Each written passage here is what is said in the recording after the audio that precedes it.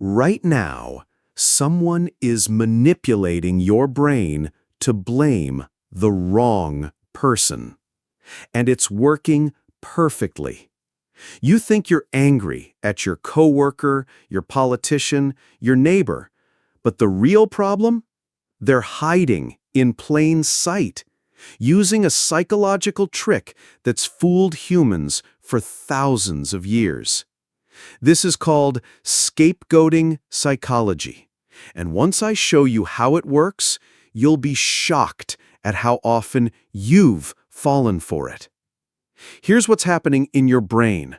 We're going to expose the 3-step manipulation formula that redirects your anger away from the true source. Then I'll give you the mental tools to spot when someone is playing this trick on you. Because the people in power, they're counting on you not knowing this. And after today, you'll never be fooled again. Let me start with a story that's going to make you uncomfortable. Picture this. You're in a psychology lab. In front of you are 2 buttons. Button A will give a random person a mild electric shock. Button B will give you that same shock. Now here's the twist. You're told that someone in the next room made a mistake on a simple task. Nothing serious, just a mistake. Which button do you think most people press? If you guessed button A, you'd be absolutely right. Even when the mistake was completely random, even when people knew it was random, they still chose to hurt the innocent person rather than themselves. This is called the fundamental attribution error. And it's not just some quirky lab result. This is the psychological foundation for every scapegoat in human history. But here's where it gets really disturbing. The researchers then told participants, actually, that person in the next room, they didn't make any mistake at all. We just told you they did. Want to guess how many people stopped pressing button A? Almost none. Because once your brain has found someone to blame, it will literally ignore evidence that proves they're innocent. Think about that for a second. We're not talking about uneducated people. We're not talking about people who lack information. We're talking about regular, intelligent human beings who would rather hurt an innocent person than admit their anger was misdirected. And this is exactly what powerful people have been exploiting for millennia. Let me show you the formula. Step 1. Create crisis. This doesn't mean they have to actually create the crisis, though sometimes they do. Most of the time, they just wait for natural problems to occur. Economic downturns, natural disasters, social tensions. These things happen in every society. But here's the key. They frame the crisis in a way that makes people feel powerless and angry. Step 2. Redirect the target. This is where the psychology gets weaponized. Instead of directing anger toward complex systems or long-term structural problems, which would require actual work to fix, they point to a convenient target. And the target always has the same characteristics. They're visible enough to seem important, but powerless enough to not fight back effectively. They're different enough to feel like foreign, but connected enough to seem like a real threat. The genius of this step is that it hijacks your brain's pattern recognition system. Your brain wants to find simple cause and effect relationships. It wants to believe that big problems have big, identifiable villains. Step 3. Maintain the distraction. This is the most insidious part. Once people are focused on the scapegoat, you have to keep them focused. Anytime someone tries to point out the real systemic issues, you redirect back to the target. But what about the economic policies that actually caused this problem? Look, we can talk about that later, but right now, we need to deal with this threat. And your brain just accepts it because it's easier. It's more satisfying. It gives you someone to be angry at who you can actually imagine defeating. Now, you might be thinking, okay, this sounds plausible in theory, but surely people would catch on, right? Surely this doesn't actually work in the real world. Oh, it works. Let me tell you about the Salem witch trials. In 1692, Salem was facing a perfect storm of problems. Economic inequality was skyrocketing. Political tensions were at an all-time high. Climate change, yes, climate change, in the form of a little ice age, was destroying crops and creating food shortages. The community was angry, scared, and desperate for someone to blame. Enter witches.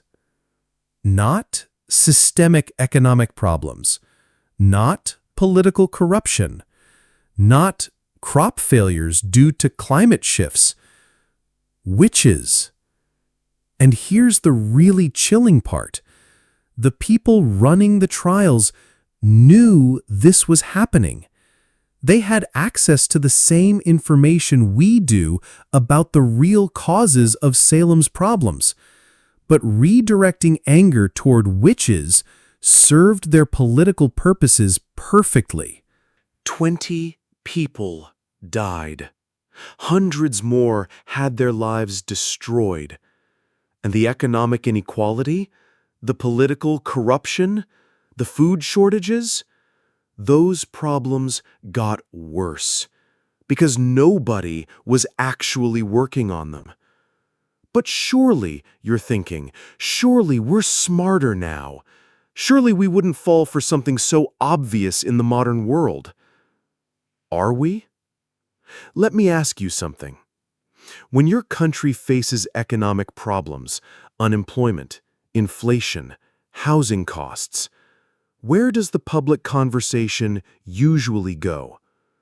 Does it focus on monetary policy, on regulatory capture, on the complex interplay between global trade systems and domestic labor markets? Or does it focus on other people, other countries, other groups, other individuals who are supposedly taking something that belongs to you? And I'm not saying those other factors never play a role. Some criticism is legitimate and necessary. But notice the pattern. Whenever the conversation shifts toward systemic analysis, toward the complex, boring, difficult work of understanding how power structures actually function, something always seems to redirect our attention back toward more emotionally satisfying targets. Targets that are visible, dramatic, easy to understand. Targets that don't have the power to fundamentally change the system. Because the people who do have that power, they're not interested in being your target. Now, here's where this gets really psychological. There's another layer to this that most people don't realize. It's called system justification theory, and it explains why scapegoating is so incredibly effective. Basically, your brain has a deep unconscious need to believe that the system you live in is fundamentally fair and just. Because if it's not fair and just, then that means you might be living your entire life under an illusion. And that possibility is so psychologically threatening that your brain will go to extraordinary lengths to avoid it. So, when problems arise that suggest the system might be broken, your brain faces a choice. Accept that you've been living in an unfair system, which is terrifying and requires massive psychological adjustment, or find someone to blame who doesn't represent the system itself. Guess which one your brain prefers. This is why scapegoating isn't just effective against your enemies, it's effective against you. Even when you know this psychological trick exists, your brain still wants to fall for it. Because the alternative, accepting that complex problems require complex solutions, and that the people in charge might not have your best interests at heart, is just too uncomfortable to face directly. But wait, there's more. The scariest part about this psychological pattern isn't that it happens, it's how predictable it is. Throughout history, whenever societies face major challenges, the scapegoating follows the exact same script. The targets change, the specific narratives change, but the underlying psychology, identical. Ancient Rome blamed Christians for economic problems. Medieval Europe blamed Jewish communities for plagues. 1930s Germany blamed, well, you know the story. And in every single case, the real problems, political corruption, economic inequality, social instability, not only remained unsolved, but got worse, because all the energy that could have gone into actual solutions was redirected toward destroying innocent people. Every single time. The pattern is so consistent that social psychologists can actually predict it's about to begin. When you see certain social conditions emerge, economic stress plus political instability plus information confusion, you can literally predict that scapegoating is about to begin. And once it begins, it follows the same psychological escalation every time. First, mild blame, then stronger accusations, then calls for punishment, then actual violence. The slope isn't just slippery, it's practically a cliff. But here's what I want you to understand. This isn't inevitable. The reason this pattern repeats throughout history isn't because humans are inherently evil or stupid. It's because we keep falling for the same psychological tricks over and over again. But psychological tricks only work when you don't know they're being used on you. Once you understand the pattern, you can break it. Let me give you 3 tools that can immunize you against scapegoating manipulation. Tool number 1, the complexity check. Whenever someone presents you with a simple explanation for a complex problem, pause and ask, what are the structural factors they're not mentioning? Real problems almost always have multiple causes. If someone's explanation only has one cause, especially if that cause is a convenient target, you're probably being manipulated. Tool number 2, the power audit. Ask yourself, who actually has the power to solve this problem? Then ask, is that person or group being held accountable, or is attention being directed elsewhere? If the people with real power aren't being questioned, while people with little power are being blamed, you're looking at scapegoating. Tool number 3, the historical pattern test. Research whether this type of blame has been used before in similar circumstances. If you find the same psychological pattern repeating across different times and places, you're almost certainly looking at a manipulation technique rather than legitimate analysis. These tools aren't perfect. They won't catch every manipulation attempt, but they'll catch most of them. And more importantly, they'll train your brain to resist the psychological pull of simple answers to complex questions. So why does this matter? Why should you care about the psychology of scapegoating? Because right now, as you're watching this video, there are people in positions of power who are counting on your psychological biases to protect them from accountability. They're counting on you to choose emotionally satisfying targets over structurally effective solutions. They're counting on you to prefer simple villains over complex analysis. They're counting on you to focus your anger on people who can't change the system while ignoring the people who can.